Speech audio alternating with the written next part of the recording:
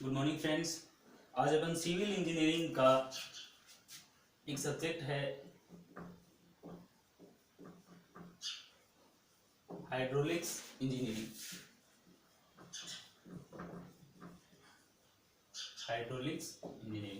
ये civil engineering के fourth semester में है, अपने आरटीयू और बीटीयू दोनों में, राजस्थान टेक्निकल यूनिवर्सिटी कोटा और बीकानेर टेक्निकल यूनिवर्सिटी कोटा। तो काफ़ी बच्चों के कमेंट्स आ रहे थे कि आप हाइड्रोलिक्स इंजीनियरिंग का कुछ टॉपिक पढ़ाओ सर, है ना, क्योंकि बच्चों के भी मिड टर्म भी है और ऑनलाइन एग्जाम होने हैं। तो इसको देखते हुए मैंने एक हाइड्रोलिक्स इंजीनियरिंग का एक टॉपिक लिया है। आज इसका भी अपन पूरा सिलेबस करेंगे धीरे धीरे। तो आज जो टॉपिक है उस टॉपिक का नाम है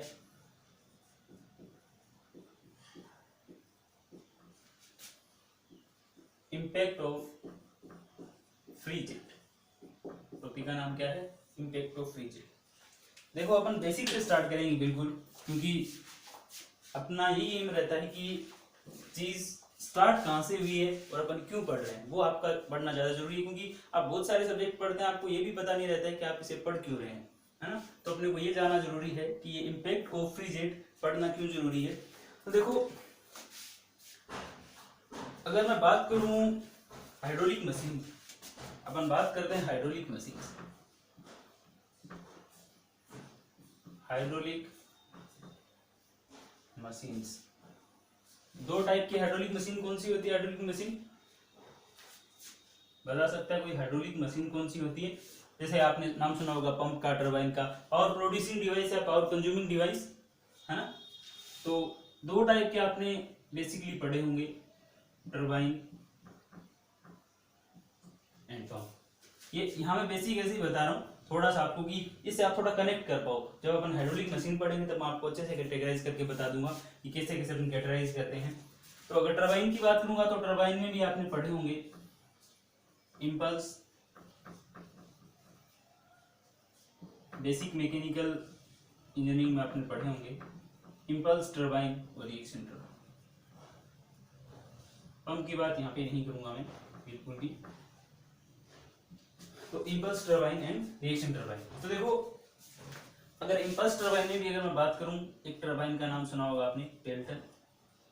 पेल्टन की इसलिए बात कर रहा हूं क्योंकि इसकी एफिशिएंसी आपको पता होगी। ऐसा नहीं है कि जो ये इम्पैक्ट ऑफ फ्री जेट है वो लगभग सभी टरबाइन में होगा, है ना। अभी जेट के बारे में मैंने कुछ भी नहीं बताया, आप बिल्कुल टेंशन ना ले, है ना। तो अभी इसके बारे में अपन बात करते हैं। तो पेल्टन है, तो पेल्टन टरबाइन में आपको पता होगा, है ना। मैंने अगर पावर प्लांट में आपको बताया पहले भी कि ये आपके पास कोई डैम है ना, और डैम से आप, सॉरी इधर थोड़ा डायग्राम बनाता हूं मैं, यहाँ से आपको क्लियर नहीं होगा। अगर यहाँ पे कोई मैं डैम बनाता हूं, ठीक है, और डैम से ये आपके पास क्या है, पानी आप कहाँ तक लेके आ रहे हो? इस टरबाइन तक लेके आ रहे हो, ठीक है। और ये आपने क्या लगा रखा है? नोजल लगा रखा है। नोजल के बाद यहाँ पे आपने क्या लगाई, थोड़ी सी ड्राइंग खराब है लेकिन आप समझ जाना। ये आपने क्या लगाया है? रोटर लगाया, रोटर के ऊपर ब्लेड्स है ना। अब ये जो भी जेट होगा, जेट मतलब यहाँ से जो वाटर आ रहा है इस पाइप के थ्रू, वो इस, ये आपने एक नोजल लगा रखा है यहाँ पे क्या लगा रखा है? नोजल।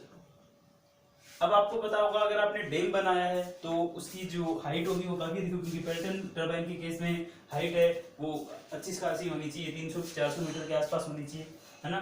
तो इससे जो भी यहाँ से वाटर आएगा, अगर वो वाटर आता है नोजल के थ्रू, इस नोजल के थ्रू वो वाटर किसके ऊपर स्ट्राइक करेगा?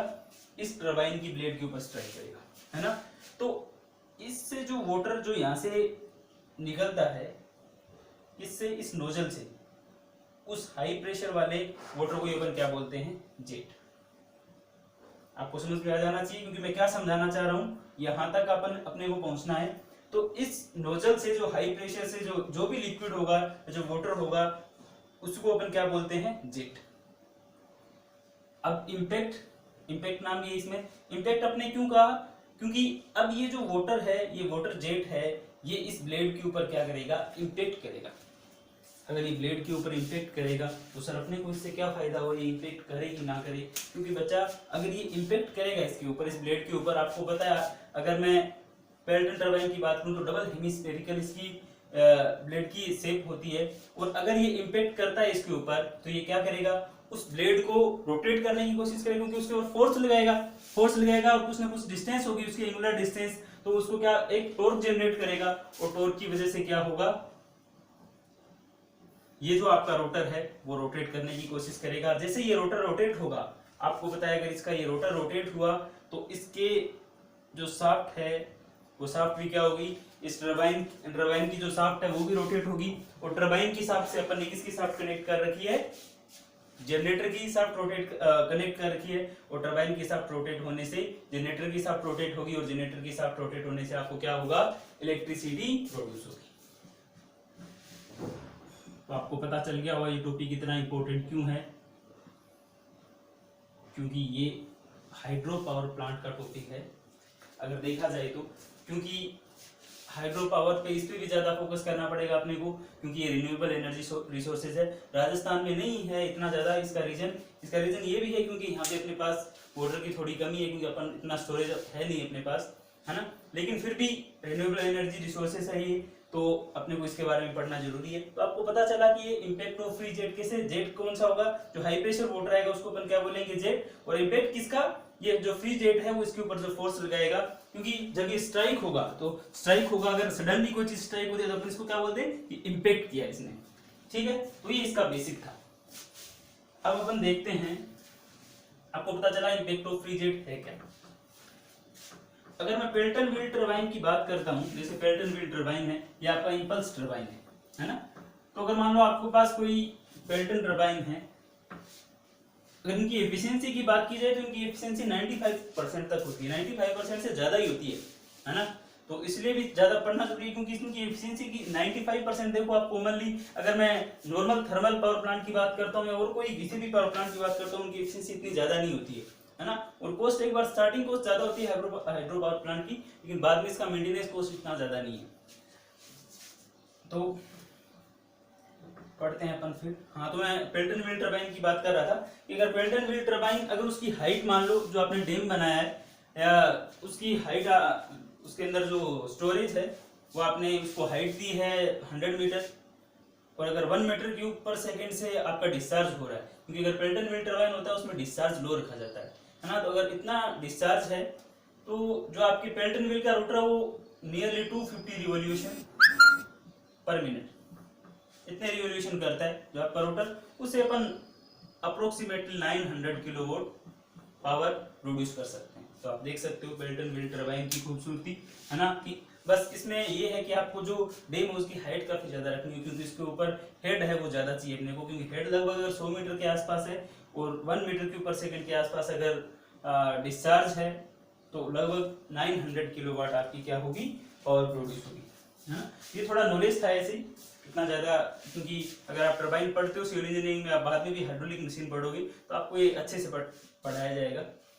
तो हम बात करते हैं इम्पैक्ट ऑफ फ्री जेट की इसके बाद। तो अब अपने को क्यों पढ़ना है इम्पैक्ट ऑफ फ्री जेट, इसलिए पढ़ना होगा क्योंकि जो भी हाइड्रोलिक मशीन होगी उसके अंदर अगर नोजल, अगर मैं टरबाइन की बात करता हूं तो नोजल के थ्रू वो वाटर जेट स्ट्राइक करेगा उस ब्लेड के ऊपर, उस रोटर के ऊपर जो ब्लेड आपने इंक्लिन करी है उसके ऊपर हमेशा ये जेट क्या करेगा, स्ट्राइक करेगा, तो इम्पैक्ट करेगा। तो आपको पता होना चाहिए कोई ना कोई फोर्स तो लगाएगा, अगर फोर्स अप्लाई होगा तो उससे टॉर्क प्रोड्यूस होगा, और अगर टॉर्क प्रोड्यूस होगा तो उससे उसको रोटेशन मिलेगा, तो यही अपन चाहते हैं। तो अपने को इस इम्पैक्ट ऑफ फ्री जेट से क्या फाइंड आउट करना है कि कितना इम्पैक्ट लगा, या कितना इस वाटर जेट ने कितना उस ब्लेड के ऊपर फोर्स लगाया, और अगर फोर्स लगाया तो कुछ ना कुछ वर्क डन तो हुआ होगा, वो वर्क डन कितना हुआ, उन दोनों की वैल्यू अपने को क्या करनी है, फाइंड आउट करनी है, ठीक है। तो देखो दो केस पढ़ते हैं इसमें अपन। अब हो सकता है वो जो आपकी प्लेट है जिसके ऊपर ये फ्री जेट है वो इंपैक्ट कर रहा है, वो प्लेट आपकी स्टेशनरी हो, या हो सकता है वो क्या हो, मूविंग हो।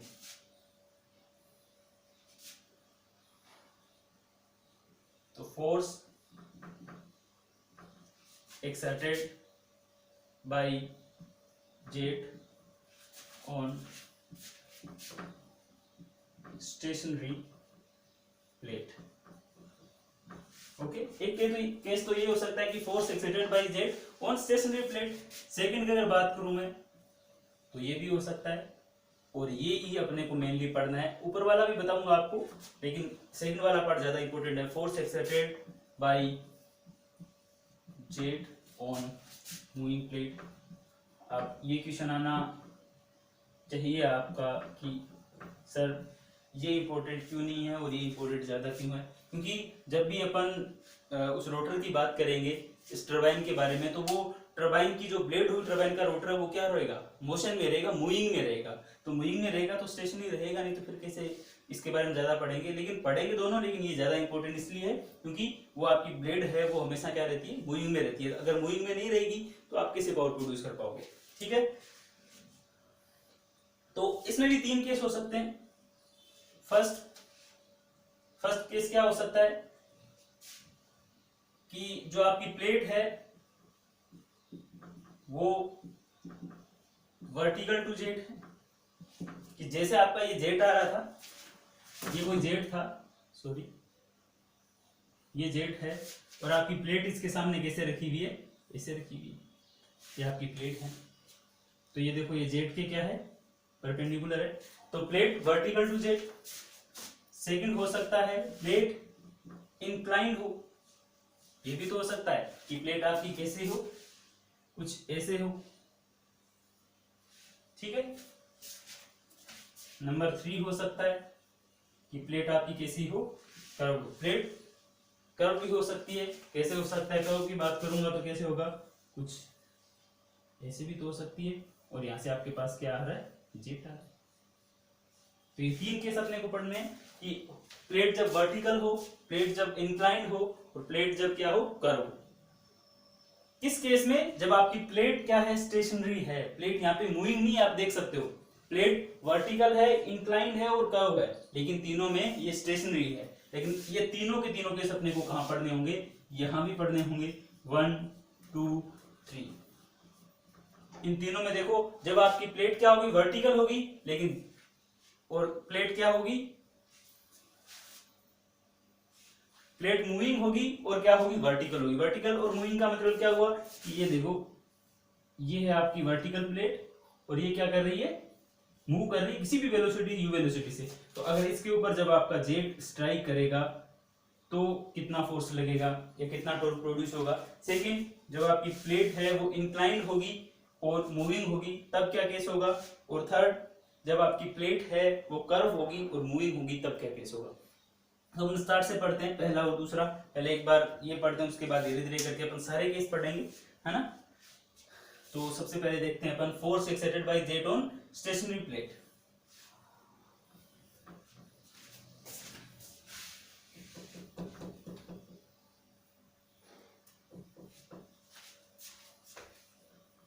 तो ये है आपका फोर्स, बिल्कुल आसान सा कंसेप्ट है। अगर आपकी समझ में आ गया तो आप सारे क्वेश्चन अच्छे अच्छे न्यूमेरिकल आते हैं इसमें, है ना, वो सब आप कर दोगे। अगर आपके समझ में नहीं आया तो सबसे बड़ी दिक्कत होगी ये। तो आपका क्या है, force exerted by jet on stationary plate, और प्लेट आपकी क्या है, वर्टिकल टू जेट। तो देखिए, समझने की कोशिश करनी है, बिल्कुल एकदम आपको ध्यान इधर रखना है। या आपकी कोई भी पाइप है, जहां से भी डैम से ये पाइप आ रही है ना, और उसके बाद आपने यहाँ पे क्या बनाया, इसके नोजल बना दिया। ठीक है, नोजल से आपको पता है क्या आएगा, लिक्विड आएगा। लिक्विड का मतलब अपन वाटर यूज करते हैं। और यहाँ पे आपके पास वर्टिकल प्लेट है, देखो इस जेट के वर्टिकल है, तो आपको पता होगा अगर ये जेट था, जैसे ही जेट इसके ऊपर स्ट्राइक करेगा तो उसके बाद इस प्लेट से जो लिक्विड जिस डायरेक्शन में जाएगा, कैसे जाएगा, इस डायरेक्शन में, इस डायरेक्शन में जाएगा। और पहले किस डायरेक्शन से आ रहा था, इस डायरेक्शन से। ठीक है, ये वर्टिकल आ रहा था।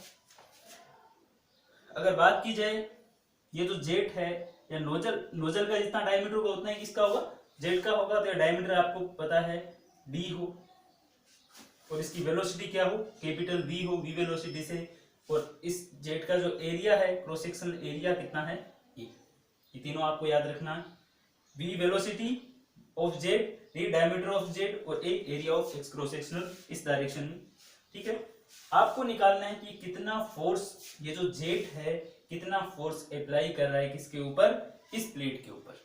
ठीक है, अब आपको निकालना है force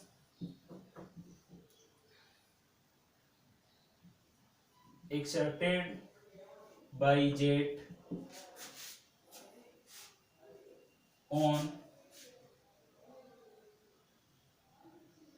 plate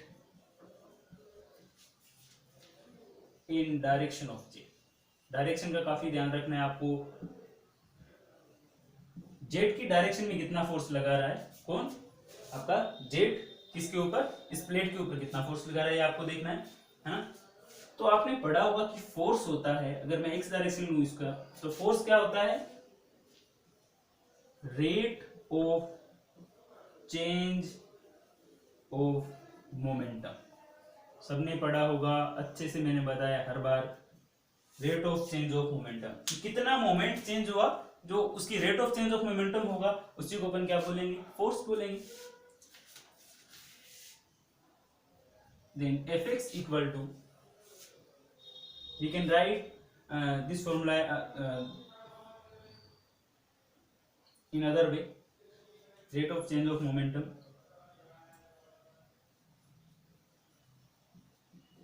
initial momentum minus final momentum. लिख सकते हैं initial momentum minus final momentum, मतलब rate of change of momentum हो गया इनिशियल माइनस फाइनल। अगर फिर Fx लिखूं मैं, क्या इसको ऐसा लिखा जा सकता है,